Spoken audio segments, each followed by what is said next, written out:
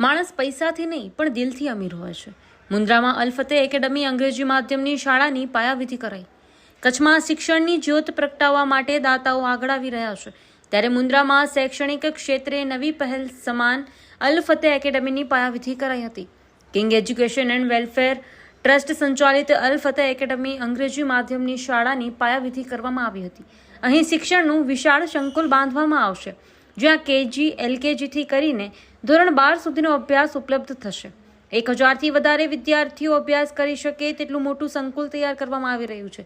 કોઈપણ ધર્મના, ગરીબ, અનાથ અને મધ્યમ વર્ગના વિદ્યાર્થીઓ જે ભણવા માંગે છે તેમને ફ્રી એજ્યુકેશન આપવામાં આવશે તેવી નેમ વ્યક્ત કરાઈ છે। ધારાસભ્ય અનિરુદ્ધભાઈ દવેએ સમાજના ઉત્થાન માટે જે પ્રયાસ કરાયા તેને બિરદાવી આયોજકોને શુભેચ્છાઓ પાઠવતા કહ્યું કે શિક્ષણ એવું દાન છે જે કોઈ ચોરી નથી કરી શકતું। સમાજના આગેવાન હનીફભાઈ જતનનું સપનું હતું કે દરેક સમાજ સાથે મળીને શહેરના બાળકોને શિક્ષણ આપી શિક્ષિત કરીને દેશોનો વિકાસ થાય તેવા પ્રયાસો કરવા જોઈએ, અને આજે આ સપનું પૂરું થવા જઈ રહ્યું છે। હનીફભાઈ જત અને ફારૂકભાઈ જતે 10 કરોડથી વધુની કિંમતની જમીન સ્કૂલ માટે દાનમાં આપી અને કહ્યું કે આજે જે મારું અરમાન હતું તે પૂરું થયું છે। હું જીવિત છું તો ઉપયોગી ન થઈ શકું તો મૃત્યુ પાછળ આ મિલકત ક્યાં કામની, અને બધા લોકોએ સમાજ અને શિક્ષણ માટે જાગૃત થઈને આવા પ્રયાસો કરી હિંમત કરવી જોઈએ। દરેક સમાજના લોકો અને આગેવાનો આવ્યા હતા। ધર્મગુરુઓ, સમાજના આગેવાનો અને રાજકીય આગેવાનોએ હાજર રહી શુભેચ્છાઓ પાઠવી હતી। કાર્યક્રમ માટે બનાવેલા વિશાળ ડોમમાં મોટી સંખ્યામાં લોકોની હાજરીના પગલે ડોમ પણ ટૂંકો પડ્યો હતો। વ્યક્તિનો વિકાસ ત્યારે જ શક્ય બનશે જ્યારે તે શિક્ષિત બનશે। શિક્ષણ વિના વ્યક્તિનો વિકાસ થઈ શકતો નથી, માટે જ્યાં જ્યાં લોકો વસતા હોય ત્યાં 100% એજ્યુકેશન મળી રહે તેવા પ્રયાસો કરવા જોઈએ। ઉપસ્થિત ધર્મગુરુઓ, આગેવાનોએ આ પ્રયાસને બિરદાવ્યા હતા। અમીર પૈસાથી નથી હોતા પણ દિલથી હોય છે। પૈસા હોય અને કંજૂસ હોય તો શું મતલબ? આ નિર્માણ બાળકોના આશા અને સ્વપ્નનું નિર્માણ છે। મુખ્યદાતા હનીફ જત અને ફારૂક જત બંને ભાઈઓનું સન્માન ધારાસભ્ય અનિરુદ્ધભાઈ દવે દ્વારા કરવામાં આવ્યું હતું।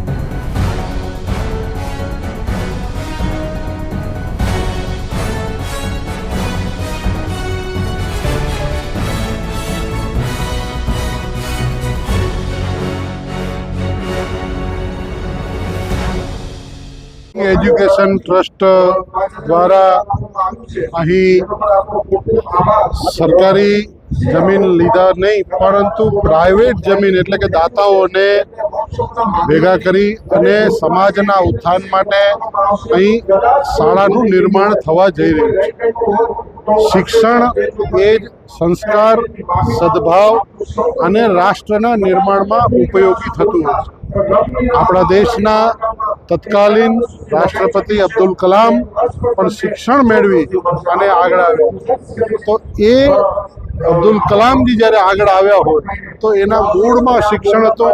એ દેશના મહાન વૈજ્ઞાનિક પણ થયા અને દેશના રાષ્ટ્રપતિ પણ થયા। તો આ લઘુમતી સમાજની અંદર શિક્ષણનો વ્યાપ વધે, દીકરા દીકરી ભણે તો એ શિક્ષણને કારણે સ્વચ્છતા, સંસ્કારિતા, સદભાવના આ તમામ વસ્તુઓમાં આગળ વધશે અને યુગાનુકૂળ શિક્ષણ, આધુનિક શિક્ષણ મેળવશે। એટલે શિક્ષણને કારણે આ દેશની હરોળમાં દેશને પ્રથમ નજર સમક્ષ રાખી અને દેશ સેવાના કાર્યોમાં આગળ વધે એના માટેના આજના શિક્ષણના પાયાના કાર્યનો આજનો પ્રારંભ હતો। આજે ઐતિહાસિક પ્રોગ્રામ હતો મુન્દ્રા શહેરમાં 3/8/2025, જેની જાહેરાત તમે છેલ્લા 15-20 દિવસથી બધા સોશિયલ મીડિયામાં તેમજ છાપાઓમાં, ન્યૂઝપેપરમાં જોતા આવ્યા છો। એ ઐતિહાસિક ક્ષણ, એ ઐતિહાસિક ઘડી, એ મુબારક દિવસ આજે છે જ્યારે આપણી શાળા અલ ફતેહ એકેડમીની પાયાવિધિનું શરૂઆત કરવામાં આવી છે। આ એક નાનકડી શરૂઆત છે, આના ઉપર એક મોટું શિક્ષણ સંકુલનું બાંધકામ કરવામાં આવશે। મુસ્લિમ ધર્મના ધર્મગુરુ પીર સૈયદ હુસૈન શાહ બાવા, ફરજંદે મુફ્તી કચ્છ પીર સૈયદ અલી અહેમદ શાહ બાવા, પેશ ઇમામ શાહ મુરાદ બુખારી દરગાહ મસ્જિદ, અને પીર સૈયદ કાસમ શાહ આબા મિયા સિનુગરાવાળા એ મુસ્લિમ ધર્મગુરુઓ હાજર હતા. ઉપરાંત મુસ્લિમ સમાજના સાદાત કિરામ અને ઉલમાએ કિરામ પણ હાજર હતા. ઘણા બધા અન્ય સમાજોમાં જોઈએ તો પરમ પૂજ્ય સાધ્વી શિલાપીજી મહારાજ એ પણ ઉપસ્થિત હતા. ત્યારબાદ રાજકીય અગ્રણીઓ ઉપસ્થિત હતા. એમ સભ્ય અનિરુદ્ધભાઈ દવે ઉપસ્થિત રહ્યા હતા. એમાં કેજી LKGથી કરી અને ધોરણ 12 સુધીનું સમાવેશ કરવામાં આવ્યો છે. 1000થી વધારે વિદ્યાર્થીઓની ક્ષમતા ધરાવતું સંકુલ આપણે તૈયાર કરી રહ્યા છીએ.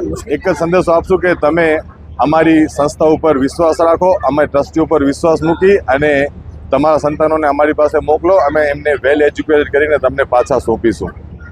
મારું તો સૌપ્રથમ સપનું હતું કે મારો એકનો વિકાસ ન થવો જોઈએ, મારી સાથે સાથે મારા સમાજના હર એક વ્યક્તિનો વિકાસ થવો જોઈએ. એના માટે અમે સપન સેવ્યું હતું અને આ સપન આજે જ્યારે પૂરું થવા જઈ રહ્યું છે ત્યારે હું એ લફ્ઝોમાં બયાન કરી નથી શકતો કે મને જે દિલમાં ખુશી થઈ રહી છે. મુન્દ્રા તાલુકા મુસ્લિમ સમાજની જે આપણે કહીએ ને કે દિલમાં જે અરમાન હતો તે અરમાન આજે પૂરો થવા જઈ રહ્યો છે. જે મારો એક વિચાર હતો એવો વિચાર દરેક વ્યક્તિના મનમાં હતો, પણ હિંમત કોઈ કરતો નહોતો. જ્યારે અમારી ટીમ યુવા ટીમે કિંગ એજ્યુકેશન અને વેલફેર ટ્રસ્ટે જ્યારે હિંમત કરી ત્યારે આજે તમે જોઈ શકો છો કે આજે અહીંયા આ પંડાલ છે એ પણ ટૂંકો પડવા લાગી ગયો એમના માટે. એટલે લોકોએ દિલથી વધાવ્યું છે આ પ્રોગ્રામને. તેના માટે દરેક વ્યક્તિનો હું આભાર માનું છું. વ્યક્તિનો વિકાસ ત્યારે જ શક્ય બનશે જ્યારે વ્યક્તિ એજ્યુકેટેડ થશે, એ ઇલ્મ હાસિલ કરશે, એજ્યુકેશન હાસિલ કરશે, ત્યારે જ એનો વિકાસ શક્ય બનશે. વગર એજ્યુકેશનને વ્યક્તિનો વિકાસ થઈ શકતો નથી. માટે જ્યાં પણ દરેક વ્યક્તિ વસતા હોય એમને એમ જ છે, એક જ સંદેશ છે કે 100% એજ્યુકેશન થાય એના માટે દરેક વ્યક્તિએ પ્રયત્ન કરવા. શ્રીજી મહારાજ સાહેબે બિરદાવ્યા એ બહુ જ ખુશીની વાત છે. એમને કીધું કે આટલી નાની ઉંમરમાં આટલો મોટો દાન તો એ તો કંઈ ન કહેવાય. કોઈકને ના કોઈક વ્યક્તિને પહેલ તો કરવી જ જોઈએ. હું જીવતો છું ત્યાં સુધી મારા પૈસા મારા કામના, મર્યા પછી મારા પૈસા મારા કંઈ કામના નહીં. એમ જ સમાજના દરેક વ્યક્તિએ સમજવું જોઈએ અને સમાજમાંના વિકાસ માટે તન મન અને ધનથી પ્રયત્નો કરવા જોઈએ. મારા પિતાજીનો એક જ સપનું હતું કે મુન્દ્રા તાલુકા મુસ્લિમ સમાજમાં સૌથી વધુ એજ્યુકેશન દીકરા તારા પાસે હોવું જોઈએ. મેં મારા પપ્પાનું સપનું પૂરું કર્યું તો મને ખબર છે કે મને એનો કેટલો ફાયદો મળ્યો. હું આજે આર્થિક રીતે બધી રીતે બરોબર છું, તેમ સમાજનો દરેક વ્યક્તિ આજે બરોબર થાય એના માટે અમારા જે પ્રયત્નની શરૂઆત થઈ છે ને ભવિષ્યમાં પણ એનાથી મોટા પ્રોજેક્ટો અમારા પાસે છે અને લઈને સમાજ માટે ઉપયોગી થશે. Thank you.